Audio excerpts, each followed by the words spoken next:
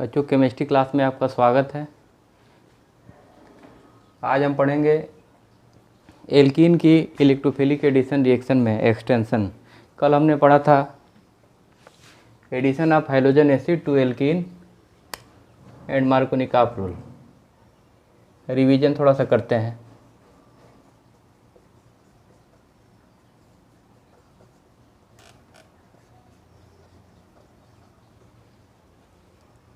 ये आपका 2 methyl propene,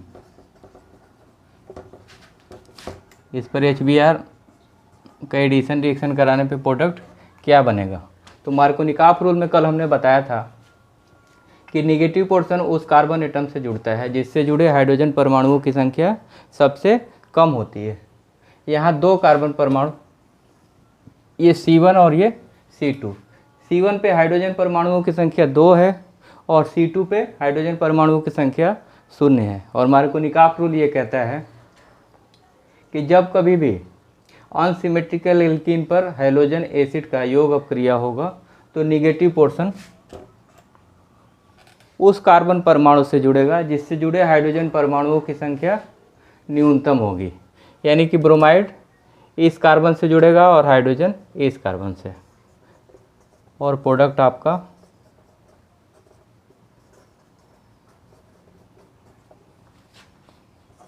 to bromo 2 methyl propane. तो इसको हमने कल देखा था, मार्कोनिकॉफ रूल और एंटी मार्कोनिकॉफ रूल। अब थोड़ा सा हम देखते हैं कि परऑक्साइड की उपस्थिति में HBr मार्कोनिकॉफ रूल को फॉलो क्यों करता नहीं है।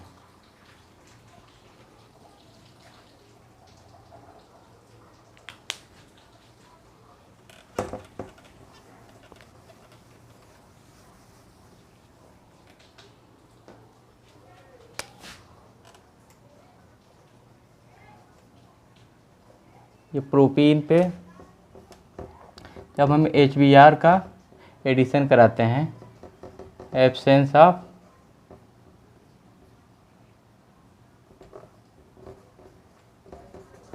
परऑक्साइड, तो प्रोडक्ट आपको मिलता है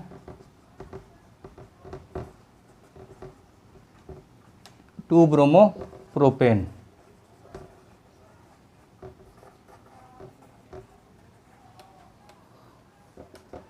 और यही HBr ऑर्गेनिक परऑक्साइड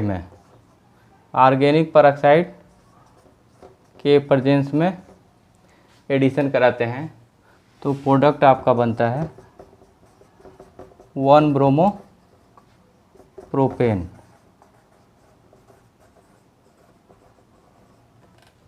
कल इतना हमने देखा था कि परऑक्साइड के एब्सेंस में मार्कोनिकॉफ रूल लागू होता है और ब्रोमीन का एडिशन वहाँ होता है जिससे जुड़े हाइड्रोजन परमाणुओं की संख्या कम होती है। जबकि ऑर्गेनिक परऑक्साइड में मार्कोनिकॉफ रूल के अपोजिट प्रोडक्ट बनता है।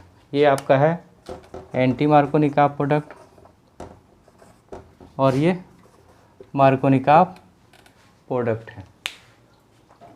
ऐसा क्यों होता है कि ऑर्गेनिक परऑक्साइड की उपस्थिति में ये जो प्रोडक्ट हैं टोटली चेंज हो जाते हैं, अपोजिट हो जाते हैं एक दूसरे के। एक्चुअली परऑक्साइड की उपस्थिति में रिएक्शन की क्रियाविधि टोटल डिफरेंट हो जाता है।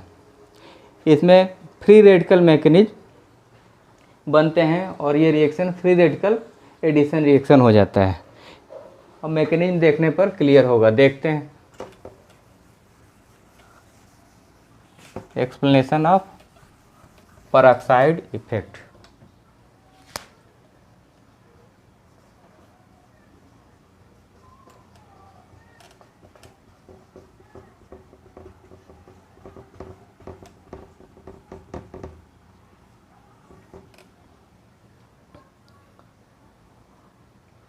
स्टेप फर्स्ट,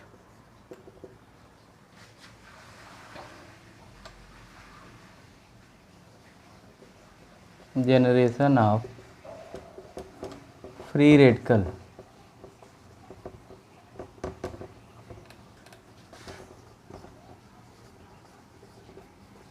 ये हमारा ऑर्गेनिक परऑक्साइड है,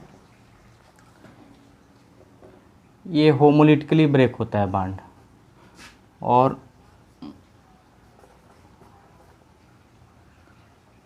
फ्री रेडिकल बनता है। स्टेप फर्स्ट में ये परऑक्साइड बॉन्ड होमोलिटिकली ब्रेक होता है, as a result free radical प्राप्त होता है।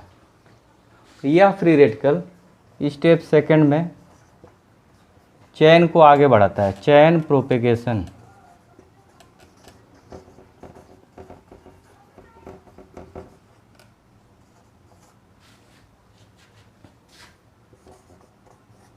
ये फ्री रेडिकल इस EHBr के साथ इंटरेक्ट करके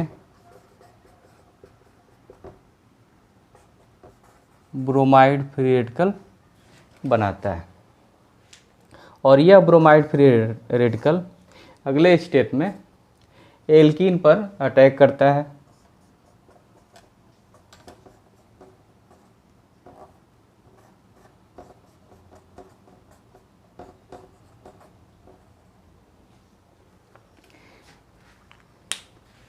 इस रिएक्शन में ये स्टेप बी, स्टेप सेकंड का step B rate determining step होता है, यानी कि इसमें बनने वाले इंटरमीडिएट की स्टेबिलिटी एक्सप्लेन करेगी कि मेन प्रोडक्ट क्या होगा। अब देखते हैं यहाँ, अगर इसको हम C1 पे अटैक कराते हैं,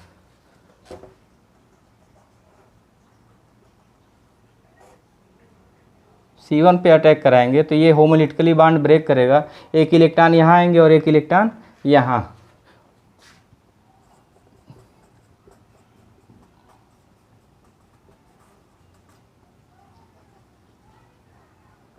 ये है सेकेंडरी फ्री रेडिकल। और अगर C1 पे अटैक ना करके ब्रोमीन फ्री रेडिकल का अटैक C2 पे होता है तो क्या बनेगा? C2 पे ब्रोमीन रेडिकल का अटैक कराने पे यहाँ एक इलेक्ट्रॉन आ जाएंगे,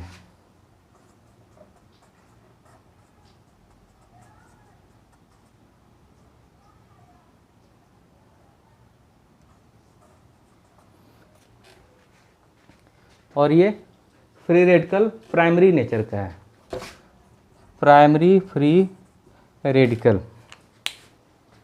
स्टेप फर्स्ट में हमने देखा कि ऑर्गेनिक परऑक्साइड का परऑक्साइड बॉन्ड होमोलिटिकली ब्रेक करता है और फ्री रेडिकल प्राप्त होता है। यह फ्री रेडिकल HBr के साथ इंटरेक्ट करता है और ब्रोमीन फ्री रेडिकल प्रोड्यूस करता है। अगले स्टेप में ये bromine free radical unsymmetrical alkene के साथ इंटरेक्ट करता है। हमने दिखाया कि रूट 1 से अगर ये C1 पे अटैक करेगा तो फ्री रेडिकल सेकेंडरी टाइप का मिलता है, और अगर यही रूट सेकंड में, ये रूट फर्स्ट हो गया, रूट सेकंड में C2 पे अटैक करता है तो प्राइमरी नेचर का फ्री रेडिकल प्राप्त होता है। और हम जानते हैं कि secondary free radical primary free radical से काफ़ी स्टेबल होता है। ये आपका है स्टेबलर। तो मेन प्रोडक्ट हम जानते हैं किसी भी रिएक्शन का मेन प्रोडक्ट स्टेबलर इंटरमीडिएट से होके बनता है। स्टेप थर्ड में मेन प्रोडक्ट बनेगा, और मेन प्रोडक्ट किससे बनता है?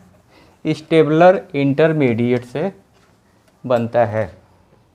अब मेन प्रोडक्ट देखते हैं। स्टेप थर्ड,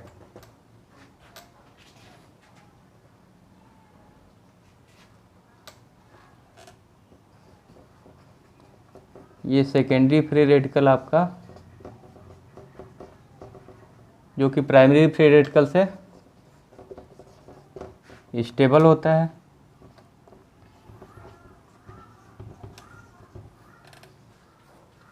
अब ये बॉन्ड होमोलिटिकली ब्रेक होता है, एज ए रिजल्ट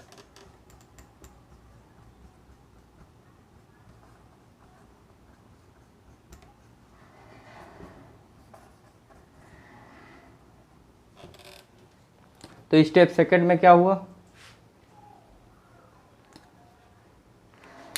ये एच फ्री रेडिकल कहाँ अटैक करता है, जहाँ पे ये अनपेयर्ड इलेक्ट्रॉन है, और एज ए रिजल्ट एंटी मार्कोनिक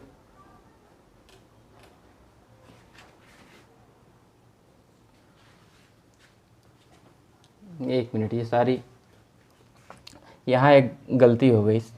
ये प्राइमरी फ्री रेडिकल हमने ले लिया सेकेंडरी फ्री रेडिकल की जगह पे, इसके जगह पे फिर से हम सेकेंडरी फ्री रेडिकल लेते हैं।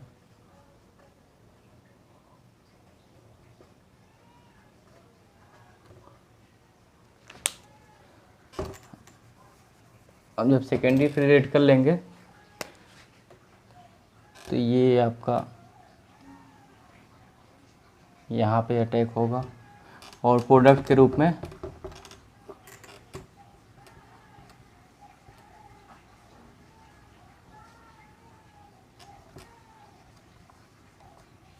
एंटी मार्कोनी का प्रोडक्ट प्राप्त होगा और ये फ्री रेडिकल फिर से प्राप्त होता है। तो स्टेप सेकंड में हमने देखा चैन इनिशिएशन होता है, पराक्साइड ऑर्गेनिक पराक्साइड का होमोलिटिकली बॉन्ड ब्रेकिंग होती है, फ्री रेडिकल बनते हैं। स्टेप सेकंड में वो free radical bromine free radical बनाता है और वह bromine free radical unsymmetrical alkene के साथ सेकेंडरी और प्राइमरी दोनों प्रकार के फ्री रेडिकल बनाता है। स्टेबलर के रूप में सेकेंडरी होता है और मेन प्रोडक्ट स्टेप थर्ड में स्टेबलर इंटरमीडिएट से बनता है और एंटी मार्कोनिकॉफ रूल का प्रोडक्ट होता है।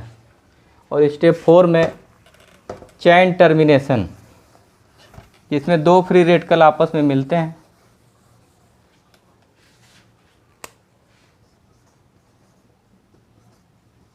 Step 4 chain termination. इस स्टेप में दो फ्री रेडिकल आपस में मिलेंगे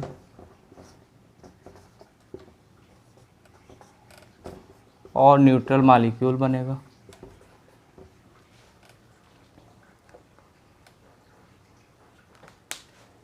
तो इस प्रकार हमने देखा कि ऑर्गेनिक पेरोक्साइड की उपस्थिति में अनसिमेट्रिकल एल्कीन पर हाइड्रोजन ब्रोमाइड के एडिशन रिएक्शन में मैकेनिज्म टोटली चेंज हो जाता है।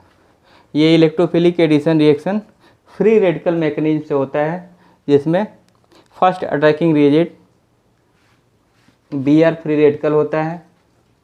Br फ्री रेडिकल अटैक करता है तो एक प्राइमरी फ्री रेडिकल बनता है और एक सेकेंडरी फ्री रेडिकल होता है और सेकेंडरी फ्री रेडिकल से रिएक्शन का मेन प्रोडक्ट प्राप्त होता है। अब आपको समझ में आ गया होगा कि खरास प्रभाव क्या है और एंटी मार्कोनिकॉफ प्रोडक्ट क्यों बनता है। अब नेक्स्ट रिएक्शन देखते हैं। Hydration of alkene, hydration of alkene.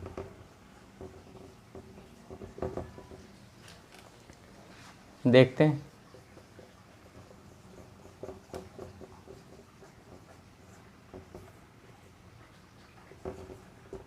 Dilute acid लेते हैं। डाइल्यूट मिनरल एसिड की उपस्थिति में एल्कीन का हाइड्रेशन होता है और एल्कोहल प्राप्त होता है।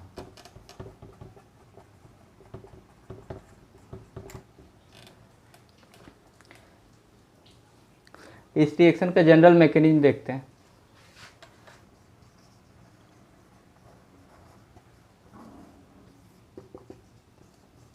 Step first protonation. Step first के रूप में एल्कीन का प्रोटोनेशन होता है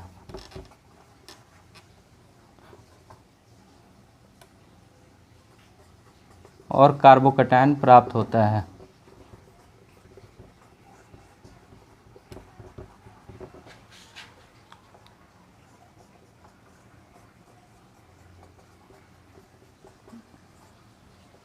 इस रिएक्शन में डाइल्यूट मिनरल एसिड कैटलिस्ट के रूप में लेते हैं। फर्स्ट स्टेप में ये मिनरल एसिड से प्राप्त H+ यहाँ अटैक करेगा, इस बॉन्ड के दोनों इलेक्ट्रॉन इस कार्बन पे आ जाएंगे, यहाँ निगेटिव चार्ज हो जाए और यहाँ पॉजिटिव, ये निगेटिव और ये पॉजिटिव मिलके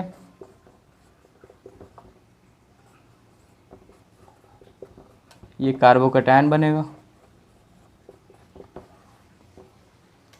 तो स्टेप सेकंड में H+ अटैक करता है, जिस कार्बन पे अटैक करेगा उसके एडजेसेंट कार्बन पे पॉजिटिव चार्ज डेवलप हो जाता है। और स्टेप सेकंड में इस पॉजिटिव सेंटर पे H2O अटैक करेगा, अटैक ऑफ H2O।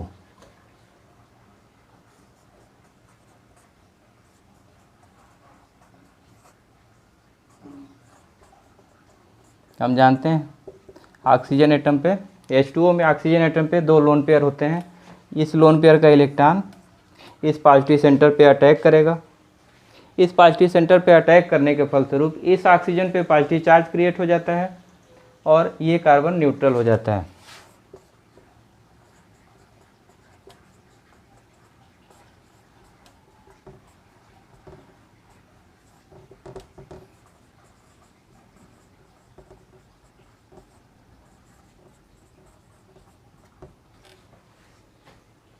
तो स्टेप सेकंड में हमने देखा कि ये H+ कहाँ से प्राप्त होता है, ये कैटलिस्ट है, डाइल्यूट मिनरल एसिड लिया हमने, यहाँ से H+ मिलता है और ये H+ के एडिशन से आपका कार्बोकैटायन बनता है। स्टेप सेकंड में इस कार्बोकैटायन पे इस H2O के लोन पेयर अटैक करते हैं, फलस्वरूप प्रोटोनेटेड एल्कोहल प्राप्त होता है। और नेक्स्ट स्टेप में इस प्रोटोनेटेड एल्कोहल से प्रोटॉन रिमूव हो जाता है।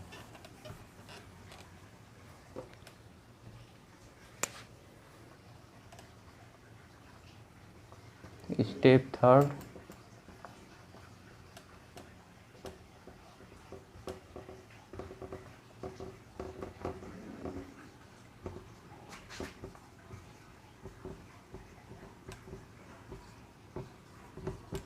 स्टेप थर्ड में डीप्रोटोनेशन होता है, यानी कि रिमूवल ऑफ प्रोटॉन होता है, यहाँ से H+ निकलता है।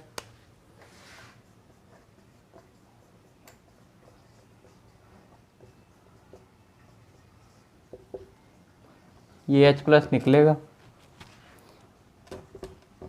और मेन प्रोडक्ट के रूप में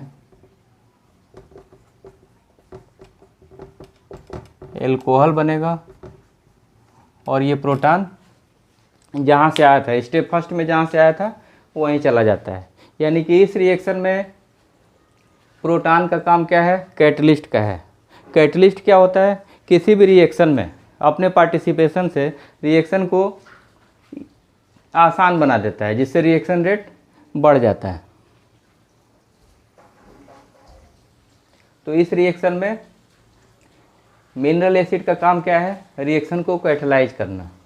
और कैटलिस्ट क्या होता है, वे पदार्थ जो अपनी उपस्थिति से किसी भी रासायनिक अपक्रिया की रेट को घटा या बढ़ा देते हैं। जनरली पॉजिटिव सेंस में इसका प्रयोग करते हैं। मिनरल एसिड का काम क्या है, स्टेप फर्स्ट में इस एल्कीन के साथ कार्बोकैटायन बनाना। अब देखिए ये कार्बोकैटायन पे पॉजिटिव चार्ज आ जाता है। स्टेप सेकंड में इस पॉजिटिव चार्ज पर ऑक्सीजन एटम अटैक करता है या ऑक्सीजन के लोन पेयर इलेक्ट्रॉन अटैक करते हैं। अगर यहाँ पॉजिटिव चार्ज न रहे, डायरेक्ट इसी पे H2O का अटैक कराइए तो H2O की पोटेंशियल उतनी ज़्यादा नहीं होती है जिससे ये प्रोडक्ट बनने को बनेगा, लेकिन रिएक्शन बहुत ही स्लो होगा। अब एक दूसरा एग्जांपल लेते हैं, अनसिमेट्रिकल एल्कीन लेते हैं और देखते हैं कि प्रोडक्ट क्या बनता है। सिमेट्रिकल एल्कीन में कोई दिक्कत नहीं है, कहीं भी H का एडिशन हो जाएगा, कहीं भी OH का हो जाएगा। अनसिमेट्रिकल एल्कीन लेते हैं, अब इस पर H2O का एडिशन कराते हैं। कैटलिस्ट के रूप में डाइल्यूट H2SO4 लेते हैं।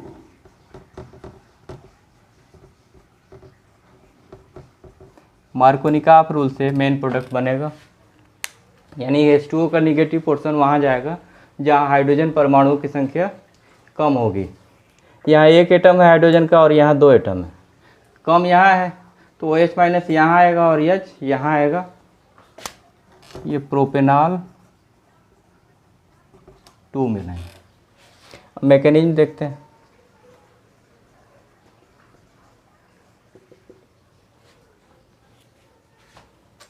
स्टेप फर्स्ट में हमने बताया है प्रोटोनेशन, मिनरल एसिड के प्रोटॉन का एल्कीन के साथ एडिशन।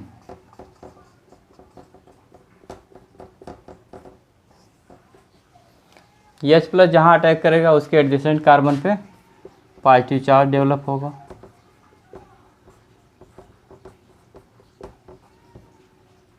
ये कार्बोकैटायन क्या है? सेकेंडरी कैटायन है। अगर ये यहाँ न करा के, इस कार्बन पे न करा के अटैक, यहाँ पे कराते, अगर ये यहाँ अटैक होता है, ये पार्ट 1 का प्रोडक्ट है और ये पार्ट 2 का बना लीजिए।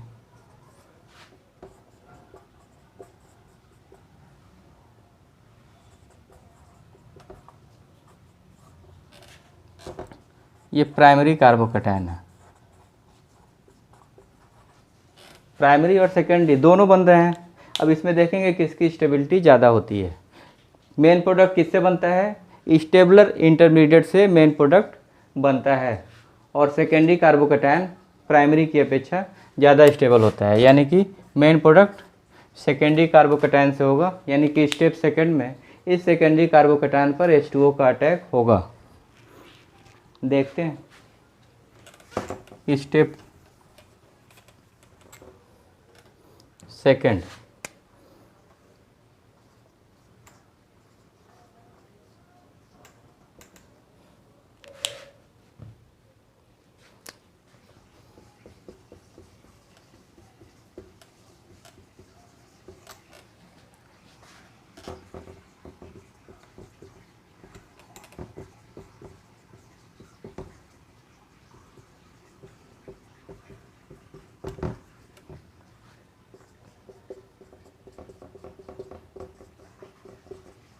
इस सेकेंडरी कार्बोकैटायन पे H2O के लोन पेयर अटैक करते हैं। दोनों इलेक्ट्रॉन ऑक्सीजन के इस बॉन्ड में पार्टिसिपेट करेंगे। एज ए रिजल्ट इस ऑक्सीजन एटम पर पॉजिटिव चार्ज डेवलप हो जाएगा। तो स्टेप सेकंड में, फर्स्ट में आपने क्या किया? प्रोटोनेशन कराया। प्रोटोनेशन से सेकेंडरी कैटायन भी बना और प्राइमरी कैटायन भी बना। स्टेबलर सेकेंडरी कैटायन होता है, यानी कि मेन प्रोडक्ट स्टेबलर कैटायन यानी कि सेकेंडरी कार्बोकैटायन से होते हुए बनेगा। तो इस सेकेंडरी कार्बोकैटायन पे स्टेप सेकंड में H2O का अटैक होता है और ये प्रोटोनेटेड एल्कोहल बनता है। और नेक्स्ट स्टेप में डीप्रोटोनेशन होता है। Step third, deprotonation.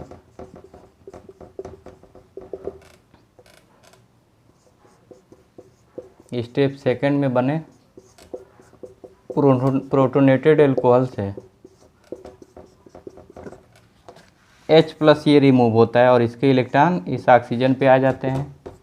फलस्वरूप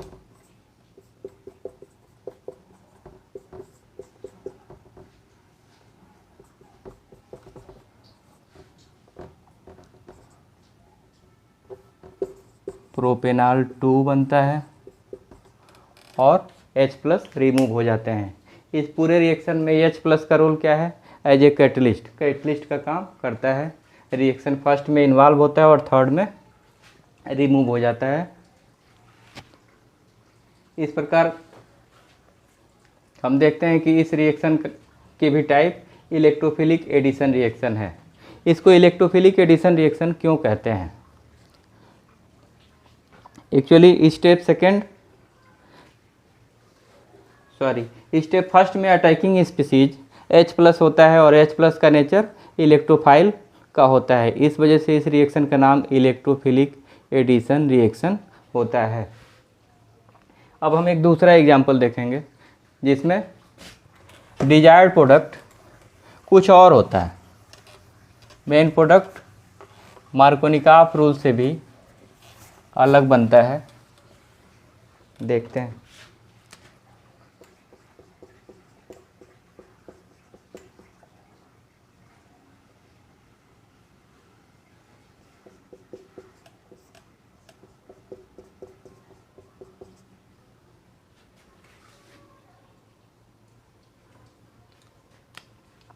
तो इस सबस्ट्रेट पे H2O का एडिशन कराते हैं डाइल्यूट H2SO4 के प्रेजेंस में।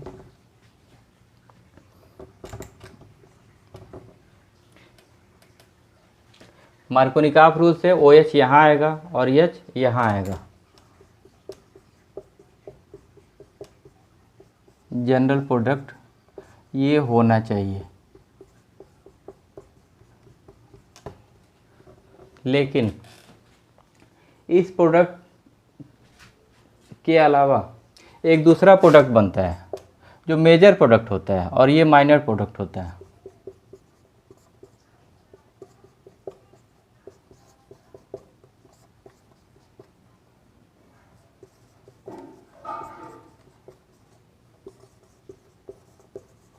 ये मेजर प्रोडक्ट हो जाता है और ये माइनर प्रोडक्ट बनता है। 80% ये और 20% ये। जबकि मार्कोनिकॉफ रूल कहता है कि किसी भी इलेक्ट्रोफिलिक एडिशन रिएक्शन में नेगेटिव पोर्शन उस कार्बन परमाणु से जुड़ता है जिससे जुड़े हाइड्रोजन परमाणुओं की संख्या न्यूनतम होती है, यानी कि यहाँ OH और यहाँ H। मार्कोनिकॉफ रूल प्रोडक्ट ये है, लेकिन ये माइनर प्रोडक्ट है।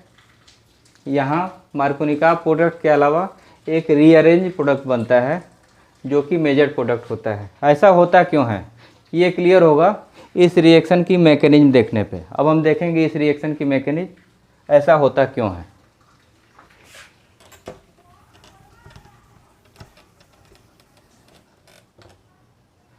अब इस रिएक्शन में भी स्टेप फर्स्ट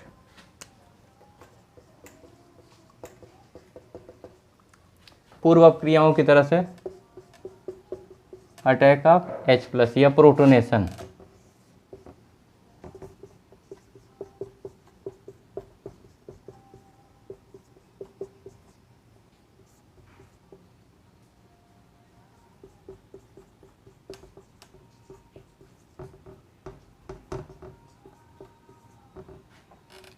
अब इस इंटरमीडिएट का नेचर देखेंगे कि कौन सा नेचर है। देखिए यह कार्बन डायरेक्ट इधर एक कार्बन से और इधर दूसरे कार्बन से जुड़ा है, यानी कि ये कार्बोकैटायन सेकेंडरी नेचर का है। Secondary carbocation. हम जानते हैं मेन प्रोडक्ट स्टेबलर इंटरमीडिएट से बनते हैं। मार्कोनिकॉफ रूल भी इसी पर बेस्ड है। इंटरमीडिएट बनेगा वही जो स्टेबलर होगा। यहाँ देखिए ये सेकेंडरी फ्री रेडिकल है। अगर ये मेथिल अपना इलेक्ट्रॉन लेके शिफ्ट कर जाए यहाँ,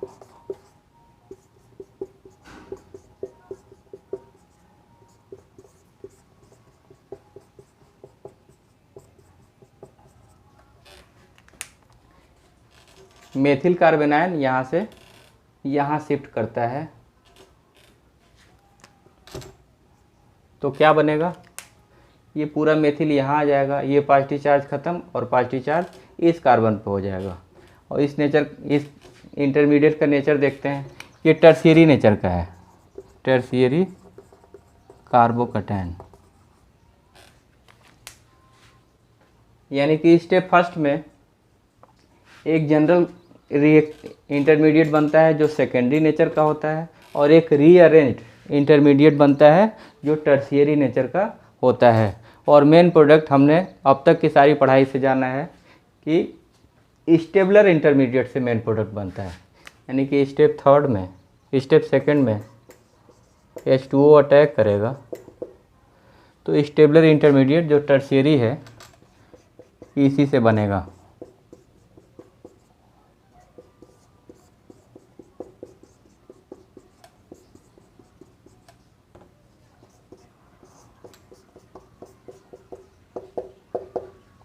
ये लोन पेयर यहाँ अटैक करेंगे। एज ए रिजल्ट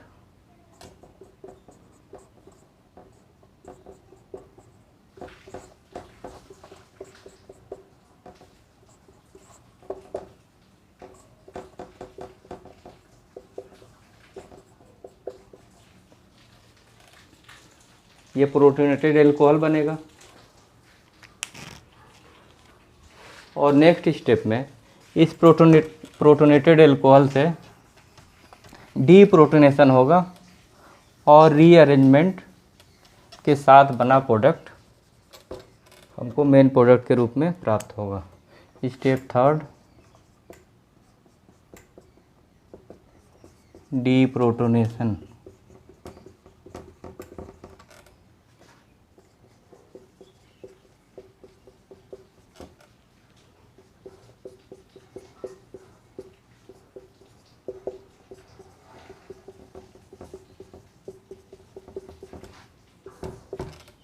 ये H+ यहाँ से निकलेगा और इसके इलेक्ट्रॉन इस ऑक्सीजन पे आ जाएंगे और प्रोडक्ट के रूप में आपका ये रीअरेंजमेंट के साथ बना प्रोडक्ट मिलेगा।